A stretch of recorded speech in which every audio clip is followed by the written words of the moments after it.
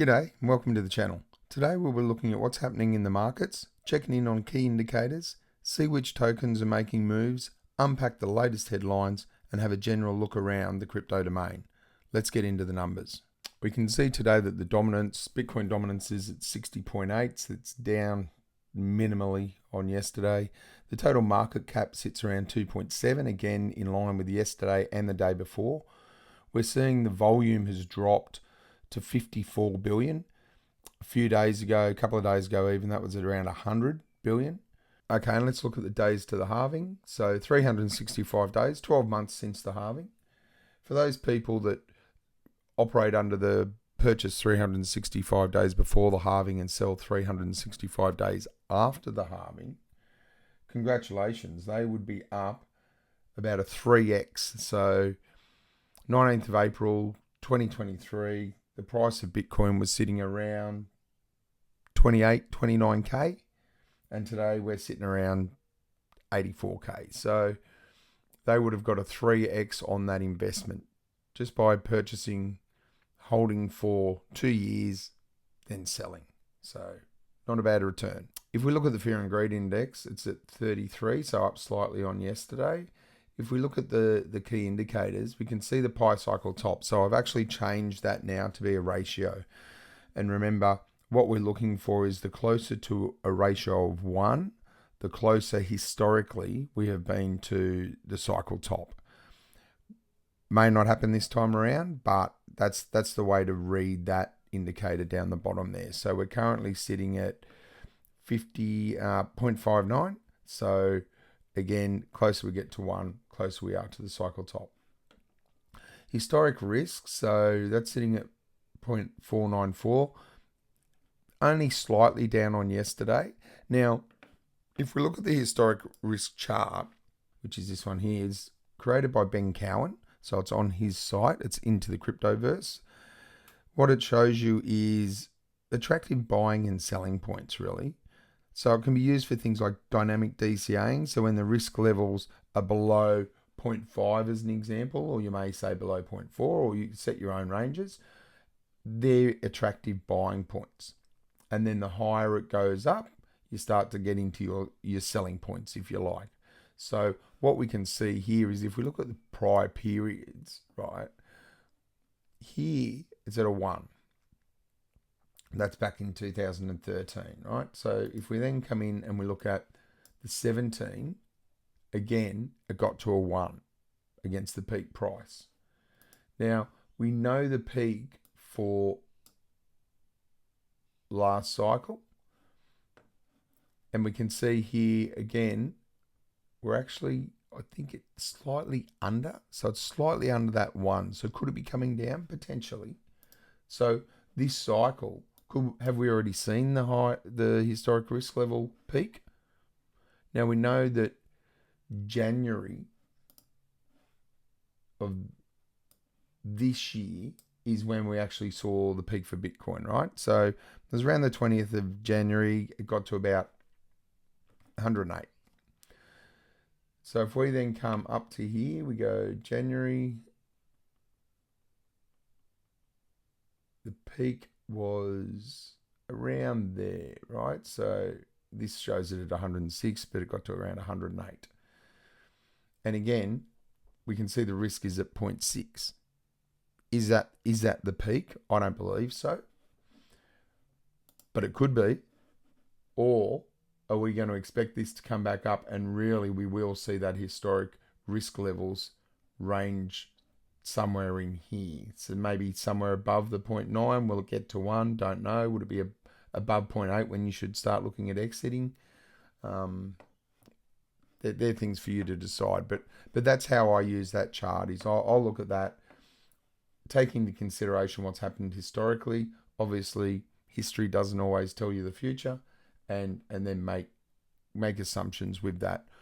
Obviously, when looking at these charts and these indicators, you're using a combination of them. I'm not using one chart to make my decisions. I'm looking at a broad range of charts and a broad range of levels to try and pick a reasonable. No one's going to pick the top. No one is going to pick the top. If you get in there at 60%, you're doing really well. 70%, excellent. So don't try and pick the top.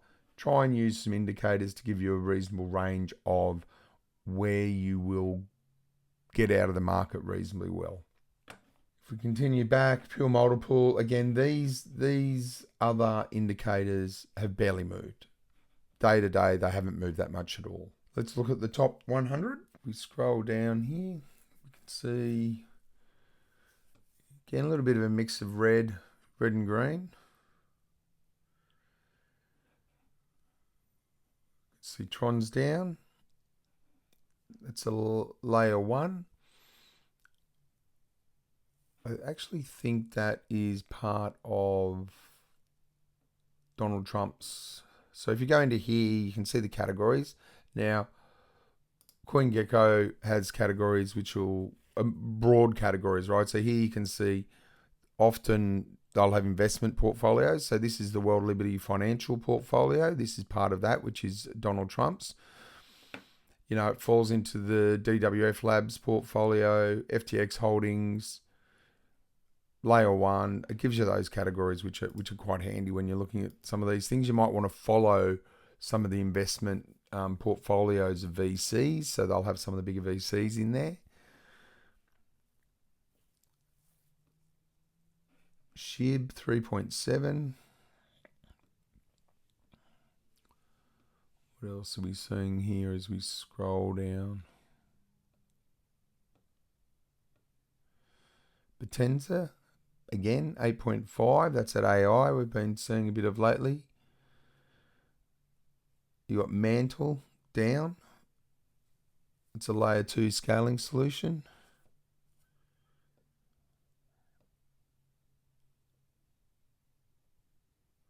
Filecoin storage solution, that's up 3%.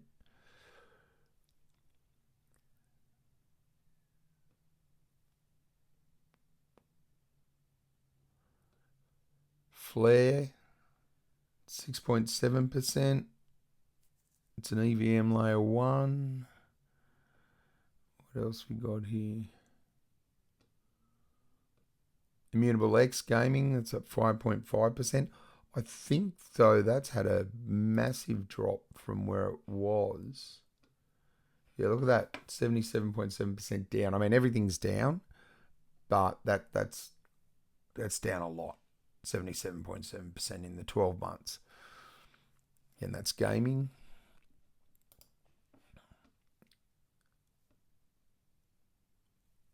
And Farcoin, still sticking around, up or down. So 12.5% for Farcoin. So that's a bit of a look at the top 100.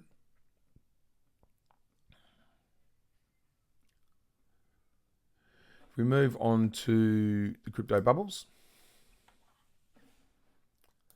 let's have a look down at the.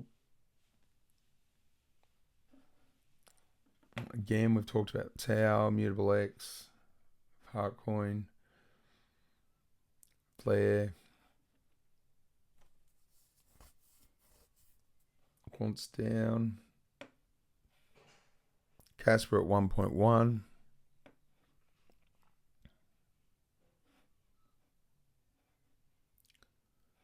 Pi,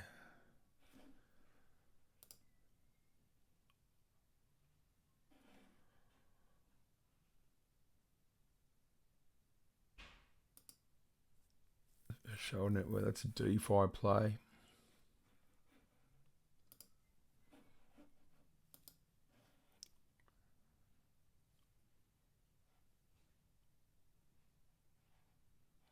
It's gaming, Wemix, Hopcat's meme, Bear is a DeFi layer 1. What else we got around here? Snack. It's a Cardano meme. The biggest meme on Cardano, I think it is.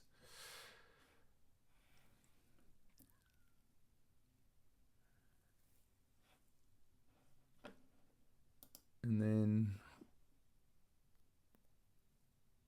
Ergo, it's a smart contract platform. Kotoshi, another meme. It's governance token. Turbo, 6.5%. That's good to see. else we got? Syrup. That's that, I think, yeah, it says right there, Maple Finance. So that's their stable coin, I believe it is. Zano. That's that layer one, I think establishing like a privacy blockchain. Orcas, yeah, Solana Dex, Big Time Gaming, we spoke about that yesterday briefly. Puell AI. IQ we touched on yesterday.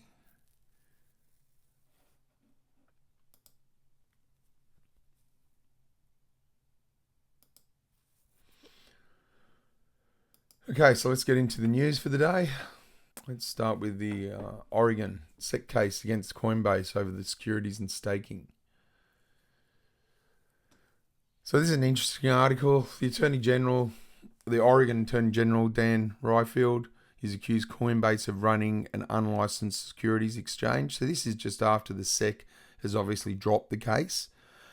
And they've dropped the case with prejudice, meaning they can't even bring it back, right? So it's really interesting that now you have a state that's now bringing this case forward. Today, the Oregon Attorney General is resurrecting the dead by bringing a copycat case of the SEC's enforcement action against Coinbase. Paul slammed the lawsuit, asserting national policy. Bipartisan momentum has never been stronger to pass comprehensive federal legislation for crypto, Paul said, and this backward lawsuit does nothing to protect consumers or solidify American leadership. Oregon has taken it upon itself to try to regulate a worldwide industry through enforcement. Yeah, look, if we've just had the SEC drop the case, we're trying to move forward, we're trying to get regulation, we're trying to improve the industry. They're obviously trying to strengthen the industry in the US, and then you have states coming out and doing things like this. So it's definitely not great. The second article we'll look at today, Trump firing the Fed chair would mean for Bitcoin. So this is interesting. So obviously they're separate, right? And the Fed's independent. No, often, you've had presidents dispute with the Fed before, but it's never come to this. Should President Donald Trump fire Federal Reserve Chairman Jerome Powell, would likely throw the American political system into turmoil, but could it also be bullish for Bitcoin? Trump said the Fed chair's termination cannot come fast enough. It would set a really bad precedent of the executive branch being able to meddle in the agency that controls the money supply of the country, Jean Leon, a senior investment strategist at Bitwise, said. But I think it would be very positive for Bitcoin. Alternative stores of value that are independent of government manipulation would become even more desirable, he said. Matthew Siegel, head of digital asset research at Van Eck, agreed that Powell's firing could trigger a devastating loss of confidence in the American institutional stability. If markets begin to price in political turnover of the Fed every 4 years, Bitcoin's fixed apolitical monetary policy may look more attractive in comparison, he said. Bitwise Leon conceded that a major market event like Powell's firing could have an immediately negative impact or effect on Bitcoin's price, given the asset often gets dragged down with the stock market. But he posted that if BTC did fall with cratering TradeFi market in such an event, something he's not necessarily convinced of, then that synergy would likely only be short term. So that's yeah. That will have massive ramifications. I can't see it happening. I don't think it's going to happen. But yeah, that would have massive ramifications for the United States financial system, Bitcoin stock market. That would impact everything greatly. Let's look at the next one. So Solana DeFi's activity drop dominated 70% of this one's interesting as well, because the sheer amount of funds that are coming through for Solana compared to the rest of the market. So Solana's meme activity has dropped over 80%, but its apps still lead in blockchain earnings. Now, if you think about all of the memes that were being produced on Solana, that was bringing in so much revenue, right? So while Solana still holds the lion's share of on-chain earnings, its total network revenue has plunged more than 90% from the highs in January, which is when we're getting all that meme run, right? You're getting thousands of meme coins produced daily on the Solana network with that pump.fun.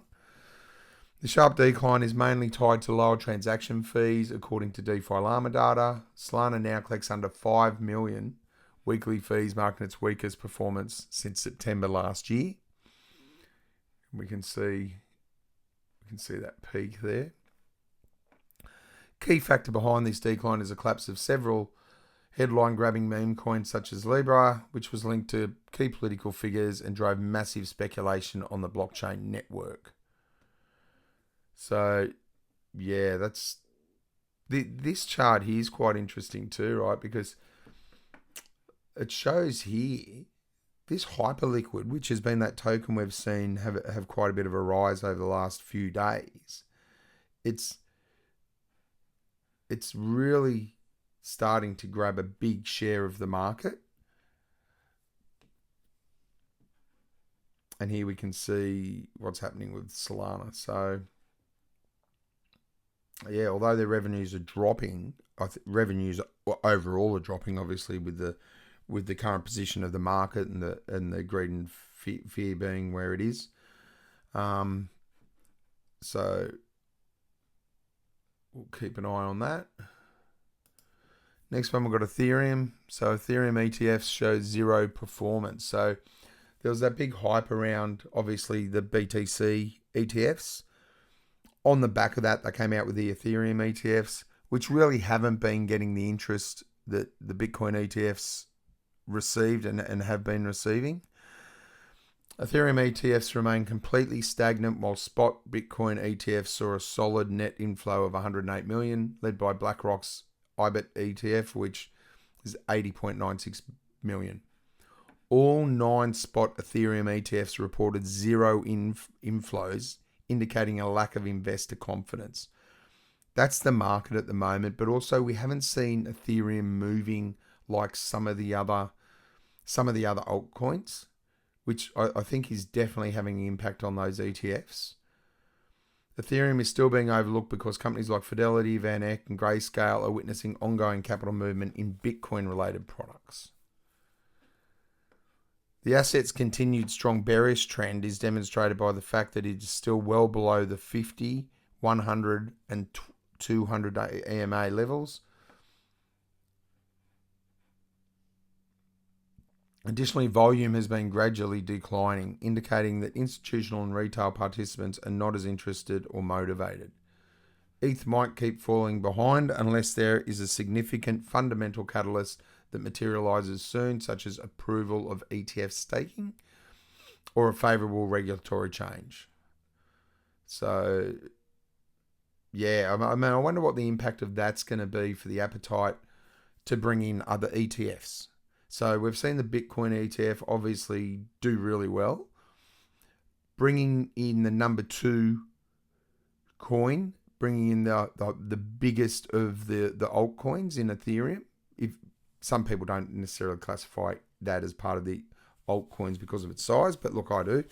So they've brought in the biggest and potentially strongest of the altcoins for an ETF, and we're just not seeing an appetite for it. So is there really going to be an appetite for a Solana or a Cardano or any of the other altcoins coming in for ETFs, even a potential for a Doge ETF? I'm not sure the appetite's there at the moment. Maybe we need to get through this cycle. I think we need to be a bit more mature as an industry before we start to bring in all of these ETFs. BTC definitely makes sense. It's going to be around. It's not going anywhere. It's digital gold. It is a store of value, so that makes sense. As for all of these other altcoins, I'm not so confident that there's really that appetite there for it. And on that note, let's leave it there for today. Thanks again for joining us for this quick update. Please like, please subscribe. Take care, and we'll see you again tomorrow.